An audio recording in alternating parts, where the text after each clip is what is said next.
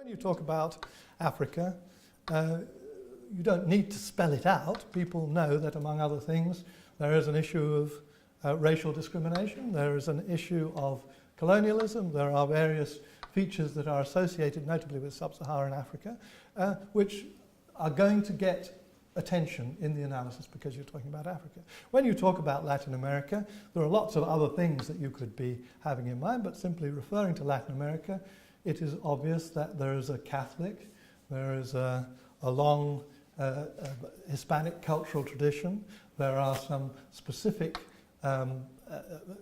phenomena of peripheral development in relation to globalization and so on, all of which, it's not to say they only exist in Africa, in Latin America, any more than I'd say racism and colonialism are the only things you find in Africa. But using the term is evoking tacitly a whole series of associations. And of course, there is a possibility that by comparing or contrasting these large regions into sweeping and indiscriminate a way, you could be stereotyping and you could be imposing artificial and subjective associations. So that tacit knowledge needs to actually be made not tacit but explicit. It needs to be explored. What does it mean that in Africa there was the export of so many people to be slaves in the Americas? In the Americas there was a slave agricultural economy founded on the slave trade, and so forth. Those things need to be explored, taking into account the specificities of those regions, but also taking into account the huge diversities within those regions and the huge common or universal characteristics that mean that Africa should not be just counterposed against Latin America, but should be it should be recognised there are many common features as well. So this is all fairly obvious at the level at which I'm stating it. I'm really basically arguing the following. Avoid the assumption that you can do away with the tacit knowledge embodied in the large area terminology, that you can just say all I want is the reporting units, and if there's a regional feature there, it will come out of the universal data. That suppresses, I call that universalist myopia, because it suppresses a lot of very useful knowledge which can be included in order to solve address certain kinds of analytical problems.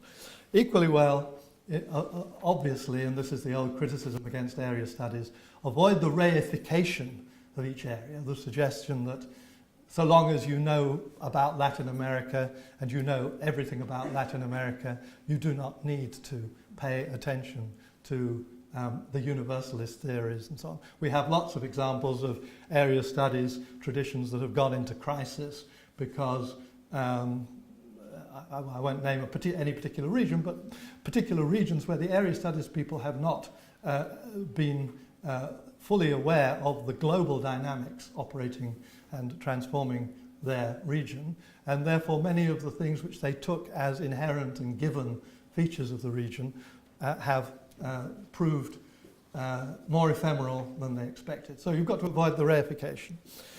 Avoid the kind of I always think that a classic example, a very influential text to keep in mind is the Clash of Civilizations, Huntington's Clash of Civilizations, where you have a map of the world in which there's an absolutely clear line, and you know this is one civilization, and the other side of the Rio Grande is a totally different civilization, right? You have to recognize that in fact, although these large areas may have important characteristics, and there may be forms of interaction within those areas which reinforce and accumulate the historical and geographical traditions of those regions, there's also a great deal of permeability across the boundaries. And the boundaries of your large region are not self-evidently given by geography. They are actually, and Ariel has done good job on this, I think. They are the boundaries that arise given the problem that you've set yourself. So there are some questions, for example, where the correct boundary limits would not be Latin America, but South America, because the problem you've raised does not exist in the same way in Mexico and South and Central America. There are other levels of analysis where you can talk about the Americas as a whole, and you need to include Canada and the United States as well as Latin America, for example. And it depends on the problem that you're addressing, and when you address it, you need, if you're going to use a large area method, you need to be explicit about the boundaries that you're using, about the scope and the limits of the question that you're probing geographically, and you need to explain why. Why are you including these and why are you excluding the others? So I'm going on a bit too much about that methodological point. It could either be an entire lecture or it could just be a quick preliminary. I've got three other points and I have to, with time, go fast. The second is the question of hybrid regimes. The point, I suppose I'll limit myself to political science here, although the question of hybridity is much broader, as Andres said. The point would be something, I'm giving you a simplified account here. At the end of the Cold War, it was possible to think we can classify regimes into two types, two permanent regime types, a regime being something which is durable, coherent internally and persistent over time. One is democracies and the other is authoritarian regimes. As the work in the post-Cold War period progressed, it became clear that within both those categories there were subcategories that needed to be differentiated. Even then, you could still hope to pursue the basically binary approach, which served quite a lot of political agenda purposes. But actually, especially over the last 10 years, political scientists have become increasingly aware. Well, the evidence has required political scientists to pay attention to a third possibility. Maybe there are regimes, maybe there are rather a lot of them. Maybe they are a third or a half. Nick van der Waal's paper discusses how many hybrid regimes there are in Africa, and in my paper there's a certain amount about hybrid regimes in Latin America. I have a different proportion and a different definition, but the general point of importance would be the idea, if a regime is something which is internally coherent and capable of persisting over time, political arrangements in a state which permit the reproduction of the power relations in that state, it's not clear that the only possible way that can exist is either authoritarian or democratic. There is a third possibility. There is evidence of rather stable combinations of some features of both which can persist and reproduce to a considerable extent. So that's where the hybrid regime concept in comparative politics has made headway, and there's a lot of interesting both theoretical and empirical work that we could refer to. Still, and this is where the task of analysis is not finished, there are several qualifications one might want to make. And the first qualification would be, how do you know in the long run that this hybrid regime was stable? It's a bit like, how do you know that a political actor was a democratic political actor? I've always felt you only know that post-mortem. Hybrid regimes that appear to be durable and effective in reproducing themselves over time may actually be combining in an unequal and unstable way sets of principles which need to be reconciled in one direction or the other in the end. It takes longer than thought. The conflict may be extremely persistent and could be destructive, but I don't think we can yet assume on the evidence that we have that there are, hybrid regimes that persist for 200 years. On the other hand, you might say, well, but just a minute, and I'm a bit tempted to use this argument as well, just a minute, aren't we now, by focusing on the tensions and the instabilities within hybrid regimes, aren't we now giving, say, non-hybrid democracies rather an easy ride? Let's think of the classic democracies that are supposed to be, the permanent reference point for everybody else, can't we actually see that some of these tensions, these potential instabilities, these internal conflicts that we can detect in a number of hybrid regimes, actually they're not always so absent in democratic regimes either. And if we start using a different level of analysis, not the level of the national regime classification, but the logic of the political actors, we can see that in hybrid regimes, but also in democracies and also in what you might call them electorally authoritarian regimes, for example, there are many actors who want to combine two things. They want it to be believed and to be perceived that they are proceeding and they are assigning power and redistributing power within the system according to neutral and legitimate political rules of the game. So from that point of view, they want, from the outside, to look that it should look democratic. On the other hand, those in office don't actually want that to go to the point of them losing office. And short of being authoritarian, there are all sorts of things you can do about the way in which the media operate, the way in which the courts operate, the way in which the boundaries are drawn. Now, some of those are done in a most scandalous and outrageous way in some hybrid regimes, and in some cases it's so outrageous that it produces huge rebellion. But we should be careful not to assume that the same incentives and the same practices are unavailable or unpracticed in normal democracies, and of course they are also in. So there's a level of analysis there which permits comparison below the level of the regime type. And by the way, I would say that most of the work that follows that line of thought has focused on the way in which incumbent elites may manipulate rules of the game in order to perpetuate themselves in power. A second level of analysis, which hasn't received so much attention, but which would be appropriate, would be the ways in which opposition groups also understand, they're subject to the same tensions, and they understand the same logic, but of course in an inverted way. And it's the interaction between the calculations and the instrumentalization of neutral institutions by the Democrats and by the incumbents and the opposition that needs to be fully taken into account in order to get an adequate framework for the comparative study within and between regions of hybrid regimes.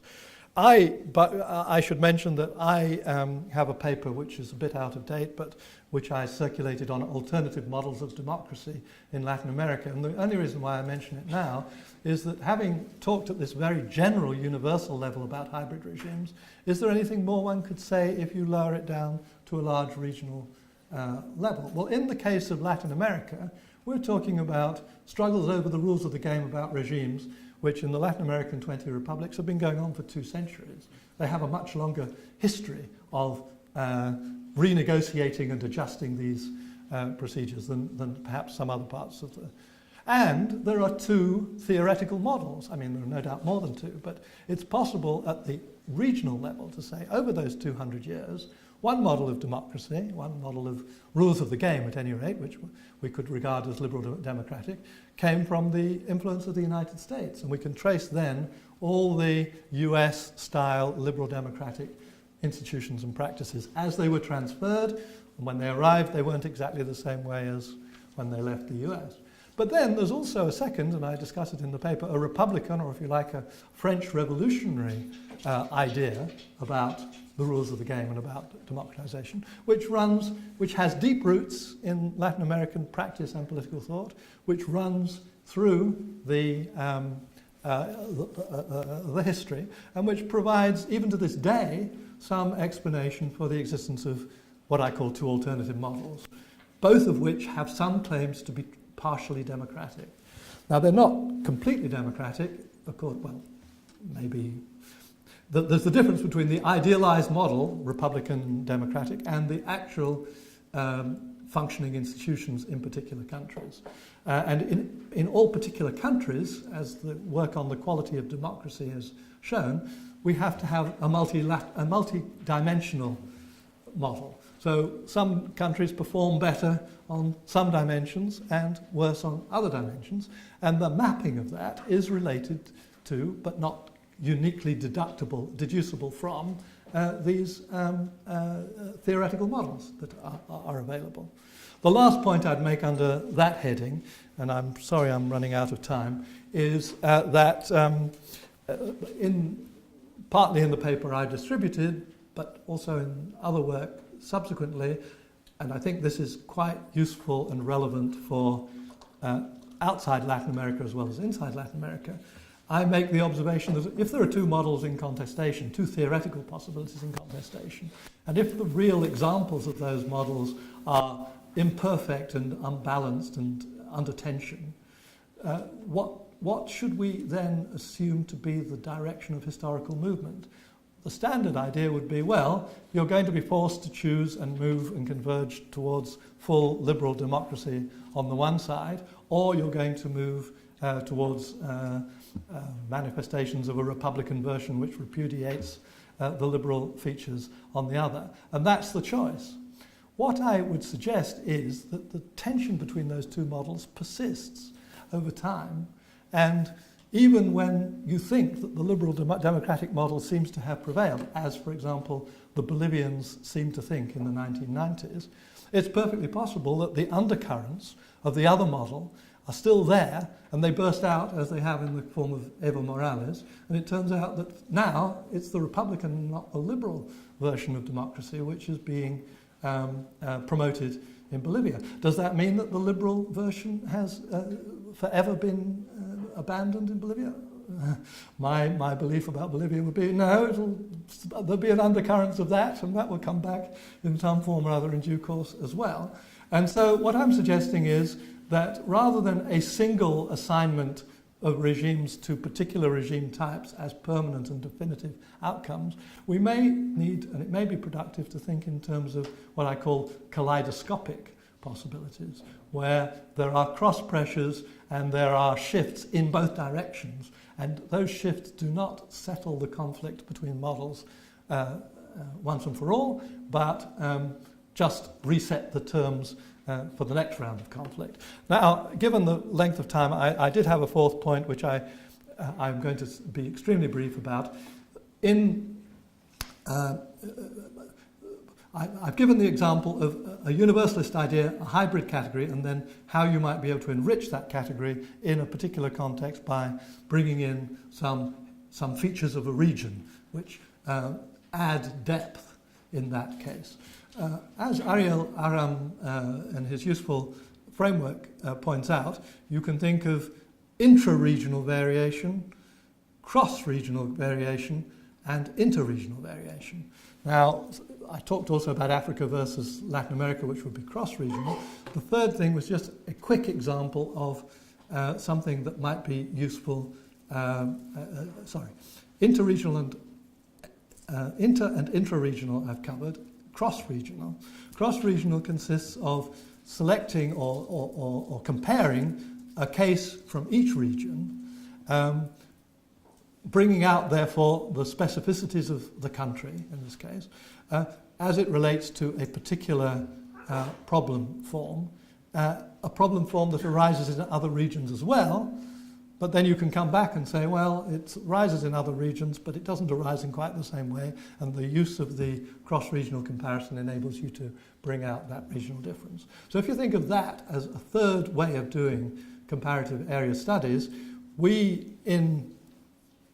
several people in GIGA, including myself, are involved in something which is, I will call it, anti-democracy promotion strategies. This is the comparative analysis of how regimes, authoritarian if you like regimes, that feel themselves under threat from democracy promotion, may learn from democracy promotion, may use techniques to defend themselves and to organize and to push back.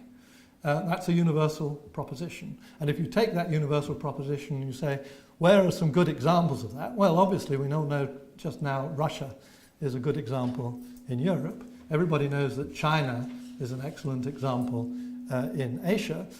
It's fairly clear that the way the Russians do it and the way the Chinese do it, although they're responding to a similar stimulus, They're not responding with the same toolkit and the same techniques, or probably the same results.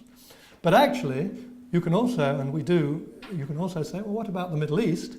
And you can say, well, the Saudis are also under pressure from these things. The Saudis are quite unlike the Russians and the Chinese, but hey, they're responding as a regime that feels itself under pressure from democracy promotion. And so there is an area of comparative work that you can do, which both brings out the common responses and also makes it very clear that there are huge differences, needless to say. And finally, for Latin America, well, the Venezuelans or the ALBA community is also responding to what they perceive as democracy promotion. That feeds into the subject I've been discussing, because they would say they were promoting the Republican versus the neo-colonial or neoliberal US-backed version of democracy.